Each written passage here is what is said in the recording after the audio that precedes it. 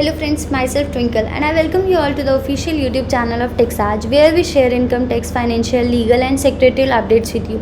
So stay tuned and subscribe our channel to get the notification first. So today I am here to discuss about how to pay online challan. Online challan हम कैसे पे कर सकते हैं। जैसे कि अब आपको पता है कि हमारे एमसीए पे अब 2 पोर्टल्स हो चुके हैं, एक है V2 पोर्टल और एक है V3 पोर्टल। मोस्टली काम अभी हमारा V3 पोर्टल पे चला गया है, बट स्टिल अभी कुछ काम हमारा V2 पोर्टल से ही होता है।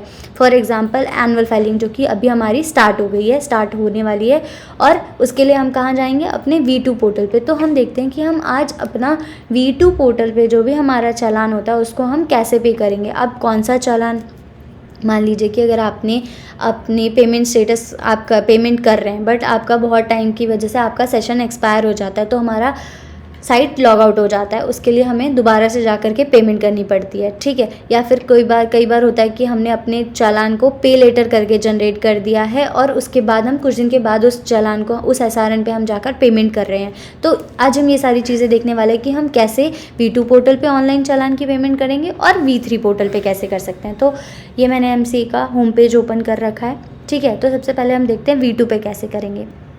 ये हमारा V2 पे पोर्टल ओपन हो गया। V2 पोर्टल पे जैसे कि आपको पता है कि सारी सर्विसेज आपको MCA सर्विसेज में जाके मिलती है, हर चीज़ आपको इसी पे मिलती है। तो यहाँ पर आप देख सकते हैं कि सारी चीज़ें हैं जो रिटर्न लिखी हुई हैं, बट बहुत सारे के आगे क्या है, ये लॉक बना हुआ है। लॉक का मतलब क्या होता है कि ये स्पेसिफिक है। लॉक यहाँ पर इसलिए बना हुआ है कि ये सारे ऑप्शंस यूज़ करने के लिए आपको अपनी आईडी, जिस आईडी से आपने अपना फॉर्म अपलोड कर रखा है, वो आईडी लॉगिन करनी पड़ेगी। अब जैसे आप देख सकते हैं मैंने यहाँ पे पे लेटर आपको बताया कि अगर आपने चालान का जानबूझ के पे लेटर कर रखा है कि भाई मैं इसको अभी नहीं बाद में पे करूँगा, ठीक है। और दूसरा आता है पे स्टैम्प ड्यूटी। अब भाई मैं इनकॉर्पोरेशन, पहले आपकी इनकॉर्पोरेशन भी V2 पोर्टल पे होता था, तो कई बार क्या होता था कि हमने पे किया और जो हमारा फॉर्म का पेमेंट तो हो गया। 2 पेमेंट होती है इनकॉर्पोरेशन के टाइम पे, एक नॉर्मल MOA AOA की पेमेंट होती है और दूसरी होती है हमारी स्टैम्प ड्यूटी की पेमेंट। तो दोनों का चालान, दोनों का SRN आपका अलग अलग आता है। तो नॉर्मल को पे करने के लिए पे लेटर पे जाकर पे कर सकते हैं, और जो स्टैम्प ड्यूटी पे होगी वो आपकी पे स्टैम्प ड्यूटी पर ही जा कर के पे होगा, वैसे पे नहीं हो सकता, ठीक है। तो अब हम देखने, अब अगर आप गलती से भी जैसे भूल गए तो आपने जाके इस पर क्लिक कर दिया, तो वो आपको खुद ही बोलेगा प्लीज़ लॉगिन, ठीक है। जब तक आप लॉगिन नहीं करेंगे तब तक आप नहीं कर सकते हैं, ठीक है। तो मैंने अपनी आईडी लॉगिन कर ली। उसके बाद यहाँ पे जाएंगे,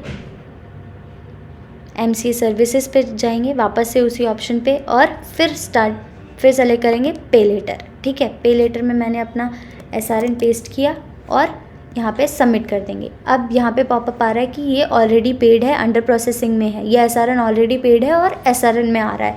तो क्योंकि मैंने इसकी पेमेंट ऑलरेडी कर रखी है। अगर आपका जो चालान होगा उसकी पेमेंट नहीं हो रखी होगी तो यहाँ पे आपके पास ऑप्शन आ जाएगा पे करने का, ठीक है। और मान लीजिए आप ऐसे भी नहीं करना चाहते, ये भी आप ऑप्शन आपको नहीं, तो यहाँ पे आप देख सकते हैं जा करके ट्रैक SRN स्टेटस की, इसका क्या स्टेटस है ट्रैक कर।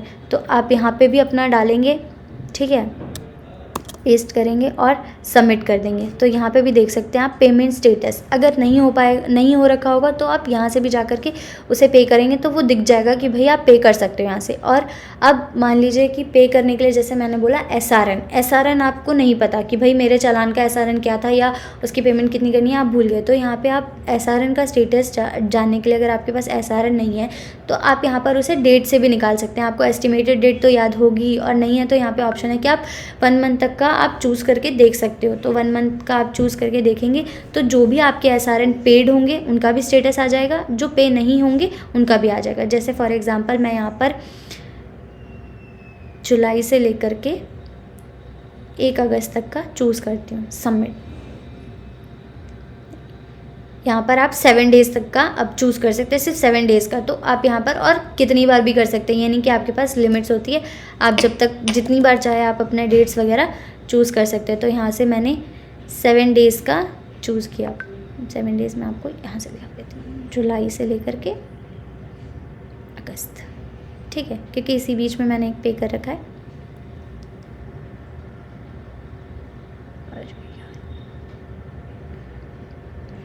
31 जुलाई से लेकर के तो ये मेरा एक चालान आ गया जो कि ऑलरेडी पेड है और उसका स्टेटस अप्रूव्ड है। अगर आपके पास नहीं है तो यहाँ से आपको उसका SRN मिल जाएगा। SRN कॉपी करना है, MCA सर्विसेज में जाना है और उसके बाद आपको पे लेटर यहाँ पे भी जा कर के अपनी दोबारा से उस चालान की पेमेंट कर सकते हैं। ठीक है, तो ये तो है आपका V2 पोर्टल का। मेरा ऑलरेडी पेड है इसीलिए यहाँ पे आ रहा है। तो ये तो है हमारा प्रोसेस V2 पोर्टल पे कैसे आप करेंगे। ठीक है, स्टैम्प ड्यूटी भी ऐसे ही पे करना है। स्टैम्प ड्यूटी पे जाएंगे, अपना SRN डालेंगे और उसके बाद और SRN कौन सा, ऐसा नहीं है कि आपको नया जनरेट कर रखा है। अगर आपने SRN को पे लेटर कर रखा है तो वो भी SRN आपका यहाँ पे चलेगा। ये नहीं है, क्योंकि जब आप पे लेटर का चालान आप देखेंगे ना तो वहाँ पर आता है कि आपको वो पे चालान कब तक करना है।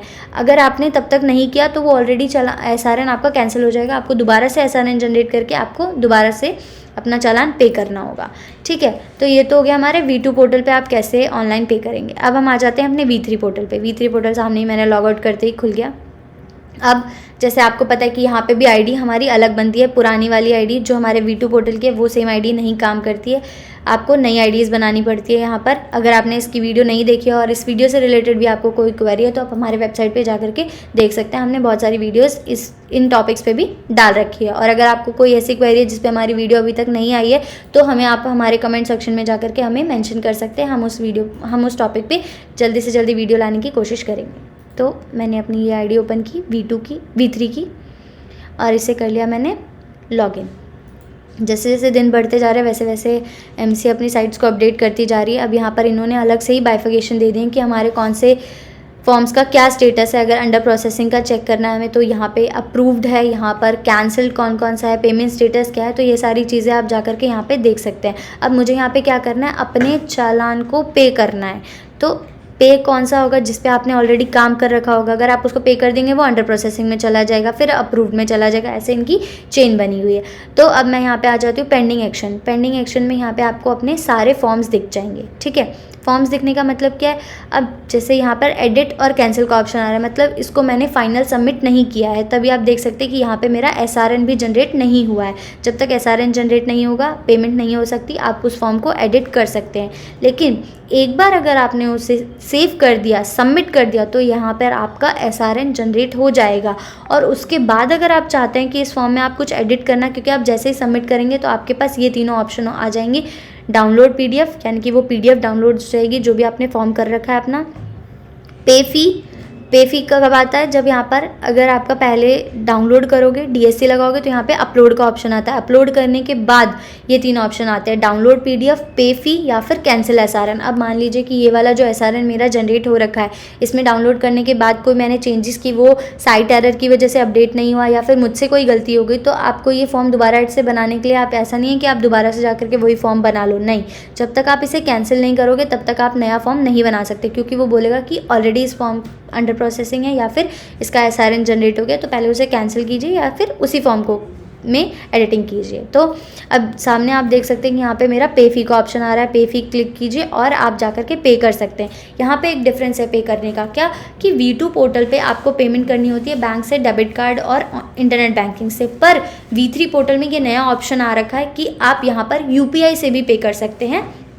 UPI से पे करने पे आपको क्या होता है, नॉर्मल फॉर्म में आपको ट्रांजैक्शन के कुछ चार्जेस लगते हैं, 7 to 8 रुपीज़ आपको उसमें कुछ एक्स्ट्रा चार्ज होता है, बट आप अगर UPI के थ्रू करते हैं तो आप वो 7 to 8 रुपीज़ बचा सकते हैं। ठीक है, तो पे फी करके आप यहाँ पर पे कर सकते हैं। तो ये सिंपल ऑप्शन था। जैसे कि V2 और V3 पोर्टल, हम V3 पोर्टल से बहुत ज़्यादा परेशान थे, क्योंकि V3 पोर्टल्स पे हम बिल्कुल भी काम नहीं कर पा रहे थे और क्लाइंट से भी बहुत ज़्यादा प्रेशर आ रहा था कि आप काम नहीं करें, उन्हें लगता था हम नहीं काम करें, बट असल में बात था पोर्टल चल नहीं रहा था। तो अब यहाँ पर आप जाकर पे फी कर सकते हैं नॉर्मली, बहुत ही ज़्यादा सिंपल है। So thank you. अगर आपको ये वीडियो अच्छा लगा हो तो इसे लाइक करें, शेयर करें, और अगर आपने हमारे चैनल को अभी तक सब्सक्राइब नहीं कर रखा है तो इसे फटाफट जाकर सब्सक्राइब करें। Thank you.